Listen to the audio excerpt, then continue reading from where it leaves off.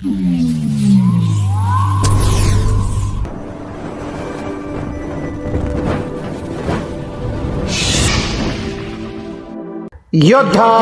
News Marathi. Katraj दूध संघाचे नवनिर्वाचित चेअरमन अरुण शेठ चांभारे यांचा तिफनवाडी येथे भव्य सत्कार। तिफनवाडी कात्रज दूध शीतकरण केंद्र वाडा तिफनवाडी अंतर्गत येणाऱ्या सर्व दूध उत्पादक संस्थांच्या वतीनं कात्रज दूध संघाचे नवनिर्वाचित चेअरमन श्री अरुण शेठ चांभारे यांचा भव्य नागरी सत्कार समारंभ तिफनवाडी येथे उत्साहात संपन्न झाला।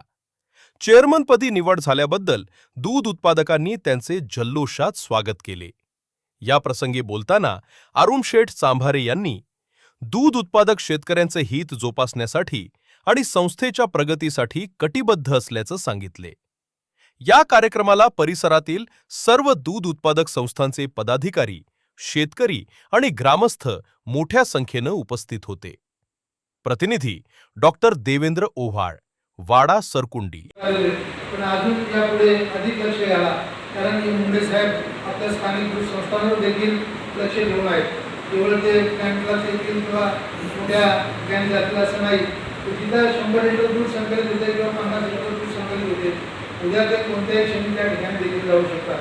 म्हणून माझी सगळ्या जे काही संस्था चालवणारे आपले कार्यकर्ते त्यांना विनंती आहे की आपण सगळ्यांनी बारकाईने लक्ष घालून जो शेतकरी दूध आपल्याला आणतो गवळी, त्याला देखील समजून सांगितलं पाहिजे की बाबा दुधात पाणी देखील काही टाकायचं नाही किंवा कुठलंच काही फॅट बसण्यासाठी किंवा साखर असेल किंवा इतर कुठल्याही प्रकारचं टाकायचं नाही।